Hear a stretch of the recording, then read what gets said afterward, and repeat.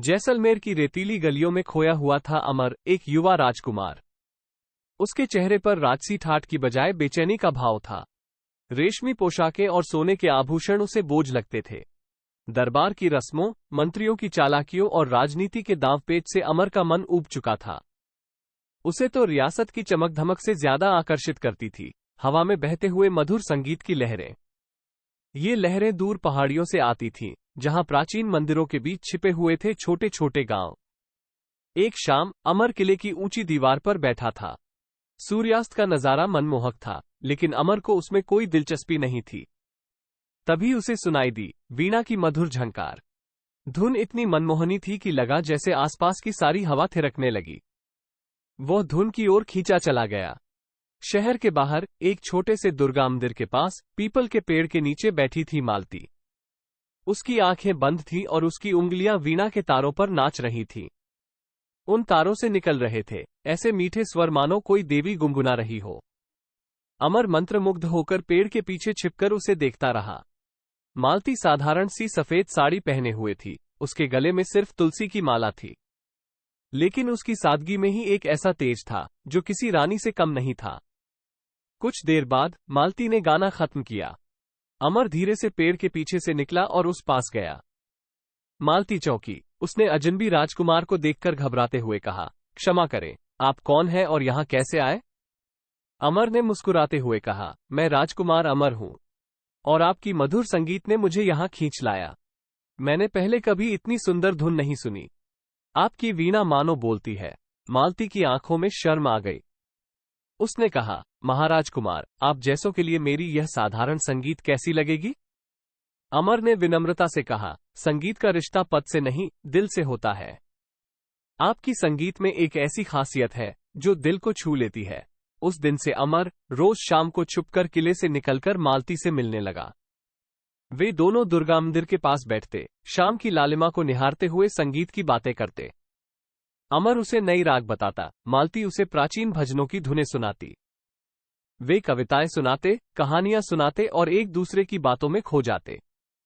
उन्हें एहसास ही नहीं हुआ कि कब उनकी दोस्ती प्यार में बदल गई। एक शाम अमर ने मालती से अपने दिल की बात कह डाली। मालती, तुम्हारी संगीत ही नहीं, तुम खुद भी बहुत खास हो। तुम्हारी आंखों में एक ऐसी चमक है जो मुझे अपनी ओर खींच लेती है। मुझे तुमसे प्यार हो गया है, मालती। मैं तुम्हें अपनी रानी बनाना चाहता हूं। मालती की सांसें थम गईं। अमर के शब्दों में सच्चाई झलक रही थी, लेकिन उसके चेहरे पर उदासी भी छा गई। उसने धीमे स्वर में कहा, कुमार, आप रियासत के राजकुमार हैं और मैं एक साधारण सी वीणा वादिनी। समाज और आपके पिता राजा विक्रमादित्य कभी इस रिश्ते को स्वीकार नहीं करेंगे।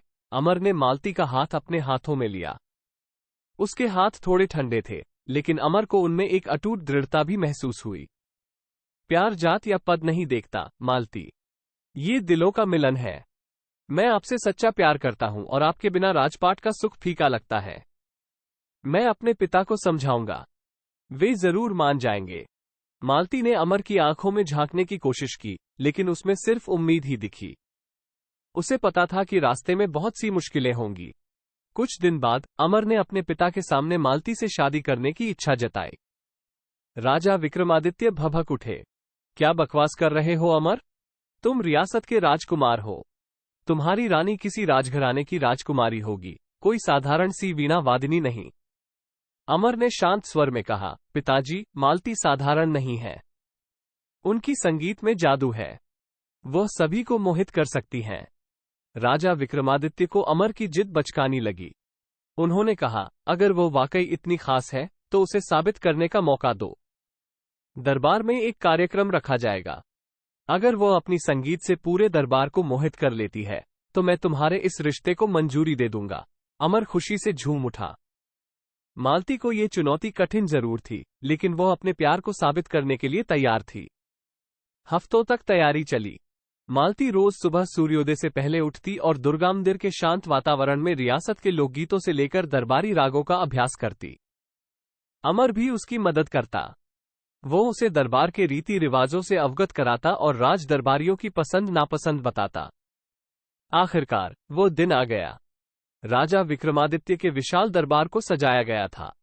रेशमी पर्दे लगे हुए थे और सोने के आसनों पर रियासत के गणमान्य लोग और दूर दूर से आए मेहमान बैठे थे। वातावरण में एक तनावपूर्ण खामोशी थी। सब जानते थे कि राजकुमार अमर के प्यार की परीक्षा होने वाली है। मालती को जब दरबार में लाया गया तो सभी की निगाहें उस पर टिक गईं। सादे कपड़ों में सजी वो लड़की उस शाही माहौल में एकदम अलग दिख रही थी। लेकिन जैसे ही उसने वीणा को थामा और पहला तार छेड़ा, पूरा दरबार बदल गया। उसने सबसे पहले रियासत का एक लोकगीत बजाना शुरू किया। मीठे स्वरों में छलकते थे रेगिस्तान की रातों की कहानियां, सूरज की तपिश और वीर योद्धाओं के कारनामों का बखान।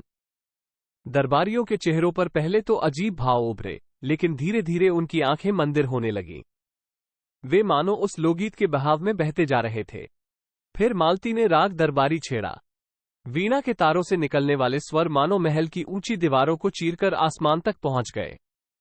राग की गंभीरता और मधुरता दरबारियों को मंत्रमुग्ध कर रही थी।